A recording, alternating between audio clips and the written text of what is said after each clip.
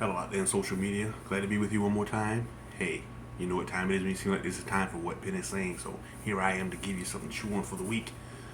So hey, you don't like to waste your time because your time is precious to use this to me. So go grab your sandwich, a bag of chips, and a cool beverage you're choosing. And sit down for just a few minutes out your busy schedule and watch and listen to what Penn is saying. Like, comment, and share these proceedings at your convenience, please, ma'am, please, sir. And hey, watch the whole thing, not just start with the music, because you never know. You might miss something that was designed for your ears to hear. And as always, I do not own the copyrights in any song, movie, or television show that I may reference in these proceedings. So thanks for watching and listening, and God bless you.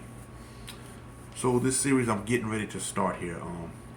I have been hearing a lot of, and I've heard this before, but it's starting to kind of come back up now. Um, People are having an issue with revival. So listen, I will never get up here and be trying to tell people that what I say is better than what somebody else say, or the teaching I got is better than your teaching. Nah, my mission here, our mission here, what Penn is saying, is to help inform. Is not to compete with your teaching. It's to give you a different perspective on the Word of God and things of God. To give you a different perspective, not to compete with you, not to say what I know is better than what you know. Having said that, so like I said, I've been hearing different things about revival and people having issues with people having revivals every year. So I thought, rather than try to convince people of revivals and why they may be needed or whatever, I took a different angle on it, as I'm prone to do. I took a different angle on it. So instead of talking about revivals that happen in June, July, whenever people had their revivals, and I used to remember going around and seeing people have revival tents and all that type of things of that nature. Instead, what I did is I thought about, you know, instead of the revival in the last that week, I thought about just one week in general, all the weeks. I thought about all the weeks instead of one week. So with that being said, and it's not going to be about revival, but it is going to be about um, things we need every week, 7 days. So the name of the series is From Sunday to Sunday. From Sunday to Sunday. You see, I named it that because, from Sunday to Sunday, from word to word. Because, hey, Christian folk, what we like to do, we like to get up on Sunday morning and go to church.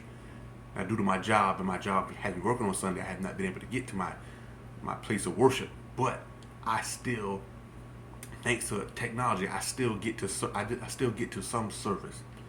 And what I like about service, the things I love about church service is the word. The word coming through pastors, preachers, bishops, evangelists, and all that. The word. Because from Sunday to Sunday, let me tell you something, things happen. In between that Sunday to Sunday, that word you get on Sunday, it is going to apply somewhere, and it's helpful. Because sometimes you get low. And I'm not just talking about your natural energy, I'm talking about your spiritual energy. You get low. So, instead of using the word revival, I'm going to be using 5 words that has the prefix re in it instead of revival. So here we go. The first one we're going to start with, and we're going to be talking about Job. So I'm just going to give you a heads up on that. Job is the first installment. The first installment is using the words re from Sunday to Sunday is remember and reminder. Remember and reminder. So let's talk about Job. When I talk about remember. So, in case you don't know who Job is, Job was an upright man and he eschewed evil. That's what God said about Job. And so, the devil thought, well, he's a rich man, take me all his money, he gonna curse you. So God told him, hey, well, go ahead and do what you got to do, but don't touch his body. So, just in case you were wondering about what happened to Job, let me give you a little something to think about. So, check this out. Let me just tell you about some of the things. Well, first of all, let me tell you what the devil says about. Because God was bragging about Job, right? So the devil said, no, God said, he was talking to Satan, he said, have you seen my servant Job, so pious, so devoted to me? Now, in case you don't know what the word pious means, I'm gonna give it to you right quick. Pious means devoutly religious. So he was devoutly religious to God, devoutly religious. Okay, so let's go back. So Satan answers, because you know Satan, he got to answer everything. Don't mean it's the right answer. He said, why shouldn't he be devoted? You have given him everything he could ever want. But put forth thine hand now and touch all that he hath, and he will curse thee to thy face. So God said, okay, well, let's see. Go ahead and do it, but don't touch his body. He told him don't touch his body. So let's just get right to the hardest thing. So after God said that to Satan, and Satan said, well, go ahead. Check this out. Check out what God allowed Satan to do. Because God was trying to prove a point. And basically the point, one of the main points God was trying to prove to Satan is that people will not forget me. See, Satan thought, okay, you take away his possessions, he gonna curse you. That means he gonna forget you. He not gonna remember you. So guess what was allowed to happen to Job? So all Job's children got killed, his servants and his livestock. So everything that was near and dear to him, outside his wife, was taken away. So here's the first instance where Job remembered who God was. So check this out. So when all that happened, Job tore his clothes, shaved his head like I did, and fell to the ground and still worshiped God. So he remembered. He remembered anyway. He remembered who it is who gave him stuff, because he said, the Lord gave and the Lord giveth and the Lord have taken away. Blessed be the name of the Lord. So wow. So even despite losing his possessions, he still remembered who God is. He still remembered who it was who gave him the stuff. See, he remembered. And then he reminded God, yes, you gave me this stuff and you can take it away at any time. So he remembered, and then he reminded God. See, from Sunday to Sunday, check this out, y'all. From Sunday to Sunday, people worrying about revival, but from Sunday to Sunday, sometimes you go through something and you have a temporary memory lapse. And you got to remember, and then you got to remind God of what he did. It's not like God forgot, but let me tell you something about God. He'd like for you to tell him, hey God, it was you who got this for me in the first place. See, remember and reminder. Remember and reminder. Let's read a little further about Job, shall we? I know I like I'm on Masterpiece Theater, but anyway. So now, let me tell you something about Satan. This joker never quit. So now Satan's like, okay, well, let me touch his body then. You still think he gonna remember you? Let me touch his body. So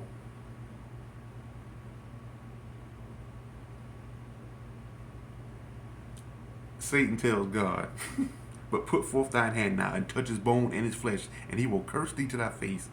Man, y'all, let me tell you something. Satan is very persistent. He never gives up. That's why we got to be persistent, and we can't give up either, because he never quits. He'll see some evidence of God right in front of his face, and he's still like, that was a fluke. So he's still thinking this is a fluke. Okay. So God said, okay, well, do what you got to do. Do your worst. Not do your best, do your worst. And so check this out. When I talk about worst, so when God told Satan to do his worst, I don't know if anybody's ever had a boil on them. So if you ever had one, they're not pleasant. So immediately Job had got boils on his entire body from head to toe. You're talking about doing your worst? That's doing your worst. That's doing your worst. But check this out. So Job is still not now. Now, granted, Job ain't happy what's going on now, but he's still with God. through all this, he has not forgotten who God is. So then he says, my flesh is clothed with worms and claws of dust. My skin is broken. I become loathsome. My life is wind. And he sits down in a pile of ashes.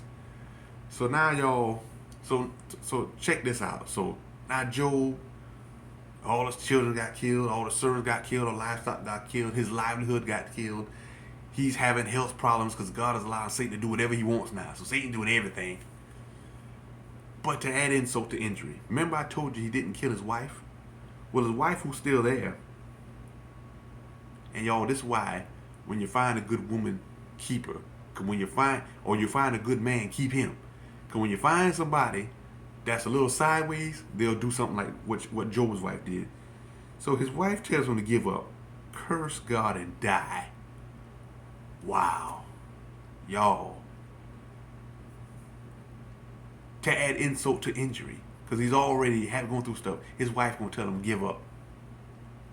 Y'all. My wife, who I've been with for now, my wife of 10 years now, has never, and I mean never, they say never say never, she has never ever told me to give up. Furthermore, she has never ever told me to curse God, because that's not the type of woman that she is. Are you kidding me? So she's like, curse God and die. But Job, and this is why men as the head of the household, I'm gonna do a series about men in the head of the household and all that. I'm doing a series coming up soon here. But men as the head of the household, you gotta do like Job. But Job stands firm and says, shall we receive at the hand of God? And shall we not receive evil?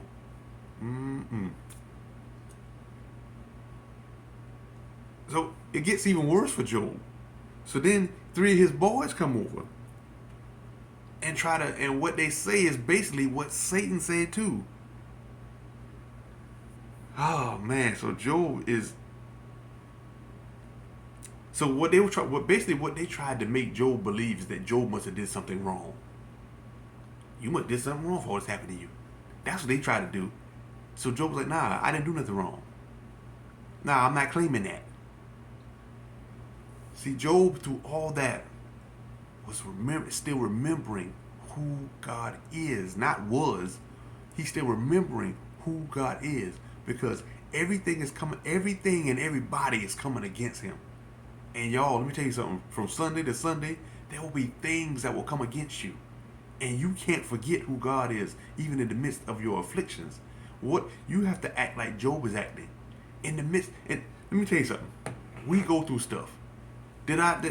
Are y'all listening to what Job went through? See, people like to say, oh man, I want to be like people in the Bible. Are you kidding me? Job lost all his children. I only got one little boy. I don't even want to think about that. Okay? He lost all his children. All the servants of his house. So Job was a rich man. Job was a man of influence and affluence. And then he lost all his livestock.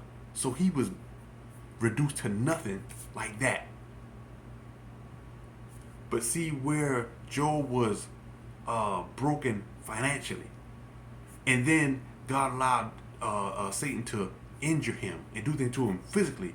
So now he's broken financially, broken physically, and then his wife comes along and his friends come along. His wife told him to curse God and die, and then his friends come along and try to convince him they did something wrong. So now he's broken financially, he's broken physically, and he's broken emotionally. But y'all, the lesson of Job is that if you remain spiritually strong, even through those other 3, you're still gonna make it. You're gonna come out on the other side just like Job did. Job came out on the other side and got double for all his trouble. For every affliction that happened to him, he got double back for it. So he was a man of influence. Now he was double of a man of influence. And see, check this out. So the wife that he got a better wife. That's double. Because when you get somebody who's really for you, just not with you, that's double. And then when you get people in your corner as far as friends that are not just there to hang on or like you because of what you have, not for who you are. When you get better friends like that, you're gotten double. So y'all, from Sunday to Sunday, remember who God is, not was. Remember who he is. The things that he's done and is doing and is going to do. And then remind God, God, it's you who did this for me. See, people love to say, for God I live, for God I'll die, and it's your will and your way. But then when something happens in the way of affliction, they don't want to live by that no more. Because none of us want to be hurt. None of us want to be in pain. None of us want to be in loss. But guess what? It's going to happen. It's going to happen. Job didn't do nothing. God talked about Job in a glowing term and allowed all that to happen to show the devil, as long as he is not broken spiritually, you do all that you want to. And guess what? He ain't going to forget me. And he going to remind me of what I did. So from Sunday to Sunday, you got to remember who God is and then remind God of who he is. Because God never forgot who he is. We forget. So when I say remind God, that's when you say to God, God, I know I'm going through this thing, but you'll bring me out. Psalm 34:19, many are the afflictions of the righteous, but the Lord shall delivereth him out of them all. Job is a living embodiment of that scripture. Because through all he went through, all the hell he went through, losing everything, wife talking crazy at him, friends talking sideways at him, boils all over his body, no money, nothing. Job stood in there. The man was broken financially, broken physically, broken emotionally, but spiritually he was strong as a rock, and he stayed the course. So the next time you talking about, oh, woe is me, I want you to think about Job.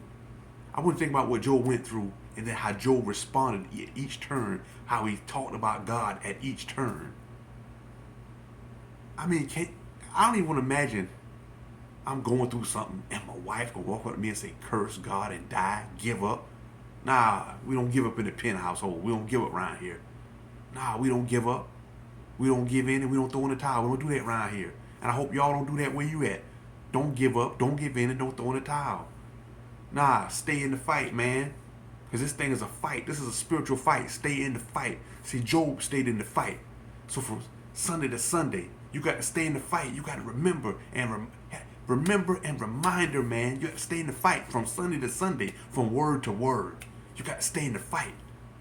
I know everybody talking about revival and things are dead or whatever, blah, blah, blah, bleep, bleep, bleep, whatever. If that's what you want to believe that. But before that revival happens in June or wherever some churches have it, before that happens, there's from Sunday to Sunday. And from in between Sunday to Sunday, so many things can happen. Who's to say that all that happened to Job wasn't from Sunday to Sunday? Who's to say? It could have been. But look in your own life. Look from Sunday to Sunday, from word to word. To go to church on Sunday and get a great word, and then something happens. And something happens, we love to forget who God is. Nah, we got to remember. We got to get away from that. And if you're going to have memory lapse, because, listen, the older you get, trust me, I'm 49, memory lapse happens. But make sure that memory lapse is temporary. And you have a moment like the prodigal son who got his money, went out and spent it, party time, party up, party down, party was over. Everybody left him. Whereas, again, he was somebody of influence. But unlike Job, and almost like Job, he remembered that he had a father who was rich, who gave him his portion of the inheritance. And he had a moment where he came to himself. From Sunday to Sunday, things are going to happen. And you got to remember who God is and remind God. God is you. God is you who did this, who got this for me, and it's you who going to get me out of this mess. You got to have that acknowledgement of God. So there you have it. From Sunday to Sunday, you got to remember. Remember and reminder. I'm just getting started, y'all. That's just the first installment. Just getting started. So there you have it. Thanks for watching, and God bless you.